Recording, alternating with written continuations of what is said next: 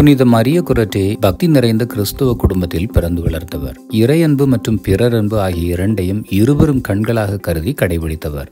நன்னறி நற்பழக்கங்கள் கொண்டவர். புனித மரிய குரட்டி அன்றாட பணிகளை செய்வதிலும், தோட்ட வேலைகளை செய்வதிலும், வீட்டு வேலைகளை செய்வதிலும் கடின உழைப்பை வெளிப்படுத்தியவர். பெரியவர்களும் பெற்றோர்களும் பொறுப்பில் இருப்பவர்களும் பாராட்டும் பொருட்டு கீழ்ப்படிதலையும் மரியாதையும் தனது பணிகளில் வெளிப்படுத்துவார். தேவையில் இருப்போருக்கும் உதவி தேவைப்படுவோருக்கும் கனிவையும் இரக்கத்தையும் வெளிப்படுத்தியவர் புனித மரிய குரட்டி. அவருக்கு 9 வயது நடக்கும்போது முதலாக திவ்ய நற்கருணை பெற்றார். அப்போது மறைக்கல்வி வகுப்பில் ஆசிரியர்கள், கன்னியர்கள் மற்றும் பங்கு தந்தை கற்றுக் கொடுத்த வார்த்தைகளை மனதில் ஆழமாக பதித்து கொண்டார். நாம் அனைவரும் தூய ஆவியானவர் தங்கும் ஆலயம் என்பதை அவர்களின் வார்த்தைகளிலிருந்து உணர்ந்திருந்தார். தூயவரான இயேசுவை நம் உள்ளத்தில் ஏற்கும் பொருட்டு நமது மனதையும் உடலையும் எப்போதும் பரிசுத்தமாக வைத்திருக்க வேண்டும் என்பதில் உறுதியாக இருந்தார். பாவம் செய்வதை விட சாவதே மேல் என்கிற மனப்பக்குவமும் உறுதியும் அவரிடம் இருந்தது. இதன் பொருட்டு பள்ளியில் பயிலும் நாட்களில் தீய நண்பர்களிடமிருந்தும் கெட்ட வார்த்தை பேசுவோர்களிடமிருந்தும் விலகியே இருப்பார் புனித மரிய குரட்டி. புனித மரிய குரட்டியின் குடும்பம் விவசாய குடும்பம். செல்வ செழிப்பு இல்லை. அவருடைய தந்தைக்கு நல்ல வேலை கிடைக்கவில்லை. குடும்பத்தை காப்பாற்றும் பொருட்டு தனது சொந்த ஊரில் இருந்து இடம்பெயர்ந்து பெரியரேயில் குடியேறினார்கள். அங்கு கியோவானி செரினிலி என்பவரின் தோட்டத்தில் வேலை பார்க்க துவங்கினார்கள். தனியாக குடியேறுவதற்கு வசதி இல்லாத நிலையில் அவருடைய வீட்டிலேயே தங்கியிருந்தார்கள். அவருடைய 20 வயது மகன் அலெக்சாந்திரோ அதே வீட்டில் தங்கியிருந்தான். அலெக்சாண்ட்ரோ 20 வயது இளைஞன். அவனிடம் ஏராளமான தீய பழக்க வழக்கங்கள் இருந்தது. பின்னாளில் நீதிமன்ற விசாரணையின் போது ஆபாச புத்தகங்கள் வாசிக்கும் பழக்கம் உடையவன் என்பதும் தெரிய வந்தது. 12 வயது நிரம்பிய மரிய குரட்டியை காணும் போதெல்லாம் அவனது உள்ளம் மோசமாக சிந்தித்தது. அவனுடைய உள்ளம் தீமையால், ஆபாசத்தால் நிறைந்திருந்தது. 2 முறை அவரிடம் தவறாக நடந்து கொள்ள முயற்சி செய்தான். சிறுமியாக இருந்த மரியாவுக்கு அலெக்சாண்ட்ரோ மேற்கொள்ளும் செயலின் அர்த்தம் துவக்கத்தில் விளங்கவில்லை. விரைவிலேயே அலெக்சாண்ட்ரோவின் கொடூர எண்ணத்தை புரிந்து கொண்டார்.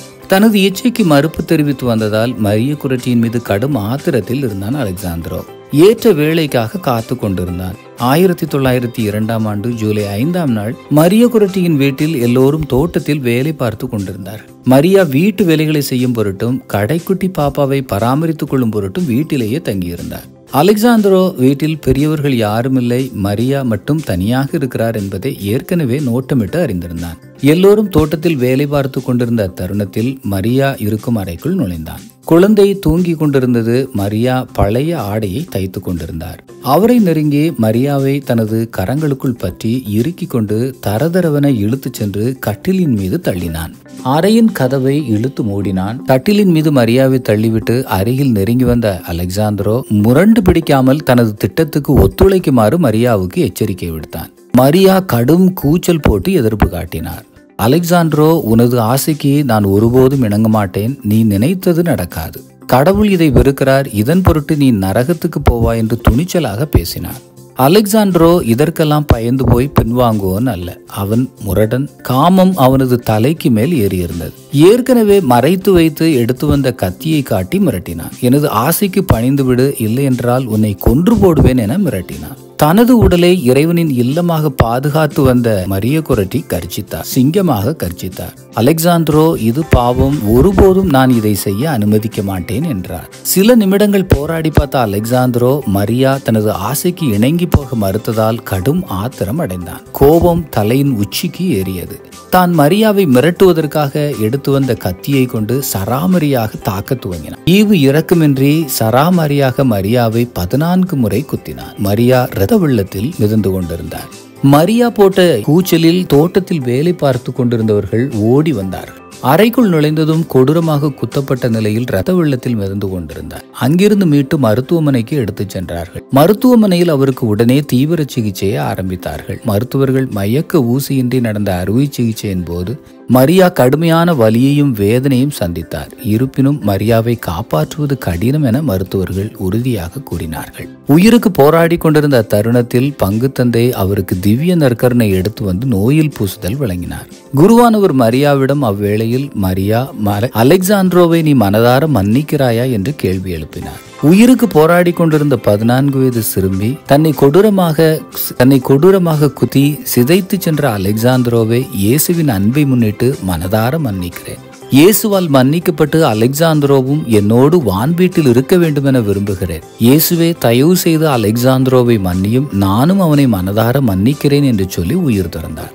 அலெக்சாந்திரோவை காவலர்கள் கைது செய்து சிறையில் தள்ளினார்கள். முதலில் மரியாவை கத்தியால் குத்தியது நான் இல்லை என சொல்லி மறுத்து வந்தான். பின்னர் புத்தி பேதலித்து போய் இதை செய்து விட்டேன் என்றான். தனது தவறிலிருந்து எப்படியாவது தப்பித்து விடலாம் என்று அவன் தப்பு கணக்கு போட்டுக் கொண்டிருந்தான். ஆனால் அவன் மேற்கொண்ட எந்த யுக்தியும் பலனளிக்கவில்லை. நீதிமன்ற விசாரணையின் போதும் அதன் பின்பும் மோசமாகவும் கீழ்த்தரமாகவும் நடந்து கொண்டான் அலெக்சாந்திரோ. அவனின் குற்றம் நிரூபிக்கப்பட்டு 30 வருடங்கள் சிறை தண்டனை விதிக்கப்பட்டது. தனது செயலுக்கு சிறு மன வருத்தத்தை கூட வெளிப்படுத்தவில்லை. மிருகம் போன்று நடந்து கொண்டான். அலெக்சாந்திரோவின் பாலியல் இச்சை அவனை அடிமையாக்கி இருந்தது. நீதிமன்ற விசாரணையில் ஆபாச புத்தகம் வாசிக்கும் பழக்கம் அவனிடம் இருந்தது கண்டுபிடிக்கப்பட்டது. இருளின் பிடியில் இருந்தான். 3 வருடங்கள் கடந்து போயின. அவனது நடத்தையில் எவ்வித மாற்றமும் இல்லை. ஆனால் இரக்கத்தின் வருகை அவனை நெருங்கி கொண்டிருந்தது. யாருடைய உயிரை அவன் பறித்தானோ அவரே அவனது ஆன்மாவின் காவலராக மாறியிருந்தார். ஒரு நாள் மாலையில் சிறைச்சாலையில் அவன் தூங்கிக் கொண்டிருந்த போது மரிய குரட்டி அவருடைய கனவில் தோன்றினார். வெண்ணிற ஆடை உடுத்தியிருந்தார். மகிழ்ச்சியால் நிரம்பியிருந்தார். லீலி மலர்கள் இருந்த தோட்டத்தில் நடந்து கொண்டிருந்தார். பின்தொடர்ந்து வந்த அலெக்சாந்திரோவுக்கு 14 லீலி மலர்களை பரிசாக வழங்கினார். தயக்கத்தோடு மறுப்பதற்கு வழி இல்லாமலும் அலெக்சாந்திரோ மரியாவிடமிருந்து 14 லீலி மலர்களையும் பெற்றுக்கொண்டான். அவன் மலர்களை பெற்றுக்கொண்டதும் மலர்கள் நெருப்பு நாவாக மாறியது. என்ன நடந்து கொண்டிருக்கிறது என புரிந்து கொள்ள முடியாமல் குழம்பி போய் மரியாவையே பார்த்து கொண்டிருந்தான் அலெக்சாந்திரோ. மரியா சிரித்து கொண்டிருந்தார். அப்போது தூக்கத்திலிருந்து விழித்தெழுந்தான். காட்சி நின்றது. தூக்கத்திலிருந்து விழித்தெழுந்த அலெக்சாந்திரோ கனவின் அர்த்தத்தை புரிந்து கொண்டான். அவனுக்கு வழங்கப்பட்ட 14 லீலி மலர்கள் மன்னிப்பின் அடையாளமாய் வழங்கப்பட்டது. அக்னி நாவாக மாறிய மலர்கள் அவனை தூய்மைப்படுத்தும் பொருட்டு தோன்றிய அடையாளங்கள் என்பதையும் அறிந்து கொண்டான். அன்றிரவே மனம் மாறினான். மிருகமாக நடந்து கொண்ட அவன் இயல்பாக நடக்க துவங்கினான். இயேசுவிடம் திரும்பி வந்தான். மன்னிப்பு வேண்டினான். பாவியின் மனமாற்றத்தை முன்னிட்டு விண்ணகத்தில் பெருமகிழ்ச்சி ஏற்படும் என்பதற்கேற்ப விண்ணகத்தில் மரிய குரட்டி அலெக்சாந்திரோவின் மனமாற்றத்தை வானதூதர்களோடு சேர்ந்து கொண்டாடியிருப்பார். அலெக்சாந்திரோ அதன் பின்னர் நல்ல கிறிஸ்தவனாக மாற துவங்கினான். மனமாற்றம் ஏற்பட்டது. சிறைச்சாலையில் மீதமிருந்த 27 வருடங்களையும் அர்த்தமுள்ள விதத்தில் அமைதியாக கழித்தான். விரைவிலேயே கனிவு, இரக்கம் நிறைந்தவனாக மாறினான். 30 வருடங்கள் சிறை தண்டனை முழுமையாக அனுபவித்த நிலையில் சிறையிலிருந்து விடுவிக்கப்பட்டான். முற்றிலும் மாறி முழு மனிதனாக மாறியிருந்தான். தனது பாவத்துக்கு பரிகாரம் செய்ய எண்ணினான். சிறையிலிருந்து விடுதலை பெற்றதும் மரிய குரட்டியின் தாயை சந்திப்பதற்கு விரைந்து சென்றான். அவருடைய மன்னிப்பை எதிர்பார்த்தான். அலெக்சாந்திரோவின் வருகையை சற்றும் எதிர்பாராத மரிய குரட்சியின் தாய் அசுந்தா இரவு உணவு அருந்துவதற்காக வீட்டில் தயாராகி கொண்டிருந்தார். கதவு தட்டும் சத்தம் கேட்டு கதவு அருகே வந்தவருக்கு அதிர்ச்சி காத்திருந்தது. தனது மகளை 30 வருடங்களுக்கு முன்பு ஈவு இரக்கமின்றி கொலை செய்த கொலைகாரன் தன் கண்முன்னால் நிற்பதை கண்டார். அவருடைய மனதிற்குள் என்ன நடந்தது என்பதை அவர் யோசிக்கும் முன் அலெக்சாந்திரோ அவருடைய காலடியில் முழங்கால் படியிட்டு காலில் விழுந்து கண்ணீர் மல்க மன்னிப்பு வேண்டினார். அவ்வேளையில் மரிய குரட்டியின் தாய் 10 வருடத்திற்கு முன்னால் நடந்த நிகழ்வை யோசித்து பார்த்தார். 10 வருடத்திற்கு முன்னால் மரியா உயிரோடு இருந்தபோது காட்டு வழியாக அவரும் மரியாவும் நடந்து வந்தார்கள்.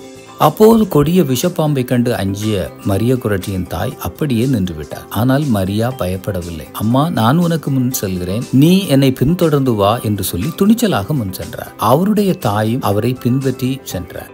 மரிய குரட்டியின் தாயின் எண்ணத்தில் மீண்டும் மகளை பின்பற்ற வேண்டிய தருணம் நெருங்கி வந்துவிட்டது என்பதை உணர்ந்தார். தனது மகளை போன்று இரக்கத்தையும் மன்னிப்பையும் வெளிப்படுத்த எண்ணினார். வீட்டிற்குள் வர சொன்னார். தன்னோடு உணவு அருந்துமாறு அழைத்தார். அலெக்சாந்திரோ தன்னை மன்னிக்குமாறு மரிய குரட்டியின் தாயிடம் கண்ணீர் மல்க கெஞ்சினார். மரிய குரட்டியின் தாய் அவரிடம், மரியா உன்னை மன்னித்து விட்டார், நானும் உன்னை மனதார மன்னிக்கிறேன் என்றார். மறுநாள் ஞாயிறு திருப்பலி. இருவரும் இணைந்து திருப்பலியில் பங்கெடுத்தார்கள். திவ்ய நற்கருணை பெறும்போது அலெக்சாந்திரோவும் அசுந்தாவும் ஒரே வரிசையில் ஒருவர் பின் ஒருவராக திவ்ய நற்கருணை பெற்றார்கள். காணிக்கை பலிபிடத்தில் செலுத்த வரும்போது சகோதர சகோதரியிடம் மனத்தாங்கல் இருந்தால் காணிக்கையை பலிபிடத்தில் வைத்துவிட்டு சகோதரனோடு சகோதரியோடு ஒப்புரவான பின் உனது காணிக்கையை எடுத்து வந்து செலுத்து என்கிற இறைவாக்குக்கேற்ப பலிபிடத்தில் தன்னை காணிக்கையாக செலுத்தும் முன்பாக மகளின் உயிரை பறித்த கொலைகாரனை மனதார மன்னித்து மாசற்ற பலியாக காணிக்கை பலியாக செலுத்தினார் மரிய குரட்டியின் தாய் அசுந்தா. பிரியமானவர்களே, இந்த வீடியோவில் பயணித்த உங்கள் அனைவரையும் மனதார பாராட்டுகிறேன். புனித மரிய குரட்டியின் துணிச்சலையும் தூய்மையையும் மன்னிப்பையும் பற்றி நீங்கள் என்ன நினைக்கிறீர்கள்? உங்கள் வாழ்வில் உங்களுக்கு தீமை செய்தோரை எவ்வாறு மன்னிப்பீர்கள் என்பதை கமெண்ட் பாக்ஸில் மறவாமல் பதிவு செய்யுங்கள். ஆவலோடு காத்திருக்கும். எங்களோட யூடியூப் சேனலை மறக்காம சப்ஸ்கிரைப் பண்ணுங்க. அதோட பெல் ஐகானையும் கிளிக் பண்ணுங்க. கேட்டுக்கொள்கிறோம். நன்றி.